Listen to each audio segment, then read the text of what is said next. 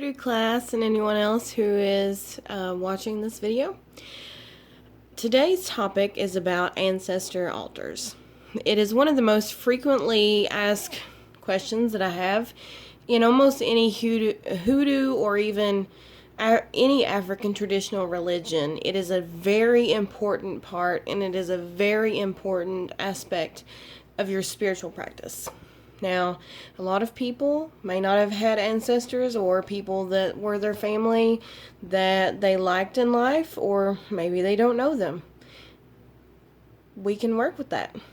So, the first thing that you want to do is find a quiet, nice area of your house, a nice clean area if you can, and set up a table. It doesn't even have to be an actual table if you don't want it to be. You can use the top of a bookshelf. That's what I used for a very long time. In that case, use a bookshelf or just a flat surface that will not get turned over somehow. A surface that will be very stable. Because what you're going to do is you're going to put a white piece of fabric or cloth, something like that. Make sure it's white. And put it over the area. And then you are going to find some of your ancestors' photos. If you don't have any, that's fine. You can also use little trinkets that they used to use, or old jewelry, things like that. If you don't have any of that, you can simply write their names on little pieces of paper, or you could even write it on the white candles that you have. Now, I like to have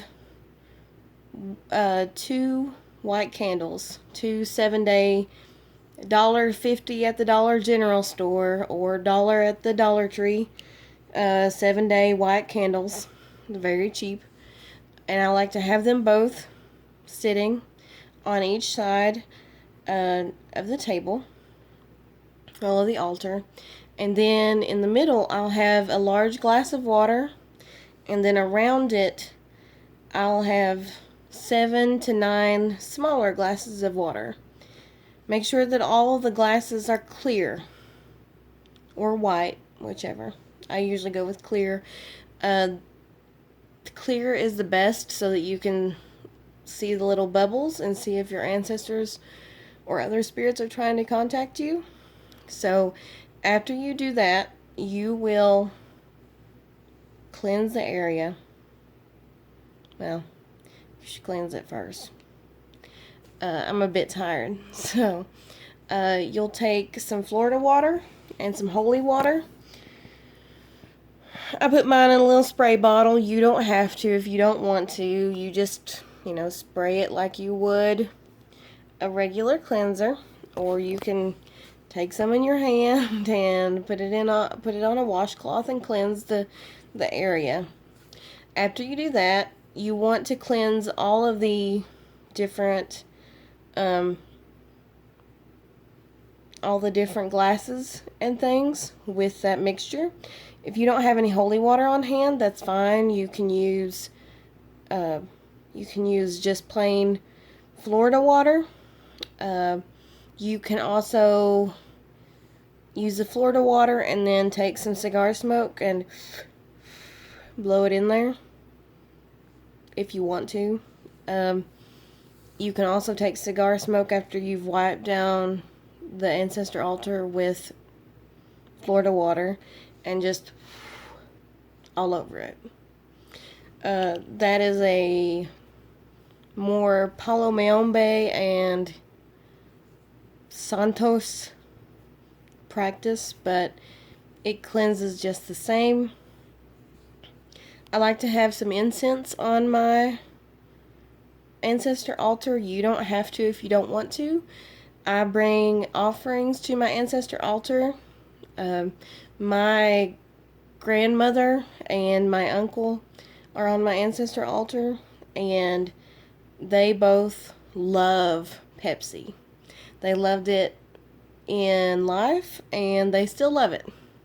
So I bring them Pepsi, probably like once a month. I probably should do it more, maybe once a week or something.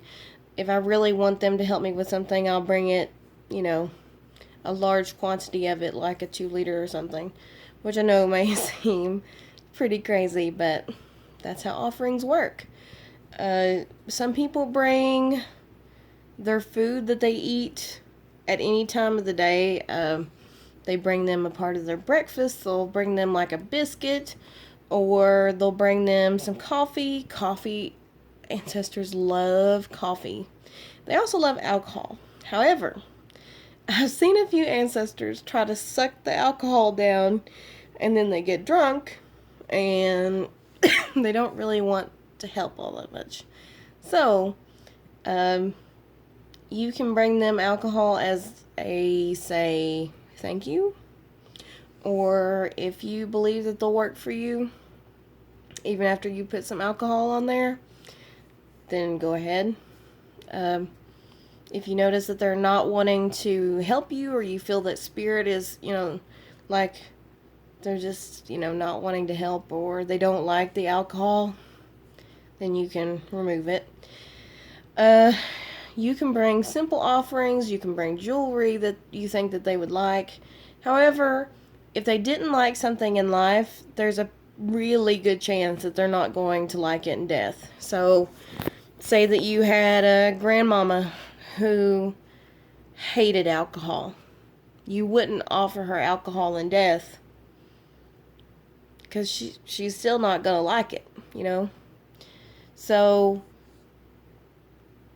also, another tip, do not put someone that did not like you on your ancestor altar.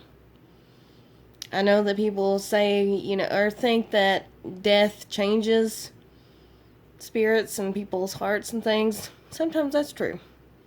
Not all the time. Most of the time it doesn't. So if you had an uncle that hated you, or say that your mother, father, etc. hated you, or say that you had an uncle that was a kind of a character, a trickster, trickster kind of person, I wouldn't put them on your altar until you got to know them better. Make sure that it's someone that loved you. If you were adopted or something like that, or you don't know one side of your family, if you have just one person on your altar, that's fine.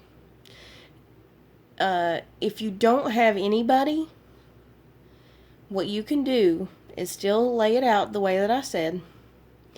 And then when you're at your altar, say, I call any benevolent spirits, ancestral spirits that love me and want to help me, to my altar. And I will bring you offerings. I will bring you water. I will bring you coffee. I will bring you alcohol sometimes, if you help me. And 9 times out of 10, you will find at least one spirit, at least, that's like, well, that's a pretty good deal. I mean, they're lighting these candles for me. That gives me energy. They're bringing me food. They're bringing me water. I'll help them out. But make sure you mention benevolent spirits, or good spirits. Spirits that will not harm me, do not want to harm me. Because if you just say any spirit can come to the ancestor altar, they will come in droves, and it will not be good. Okay, so if you have any more comments or questions, please post them below, and I will answer anything that you have. Have a good night, and a Merry Christmas.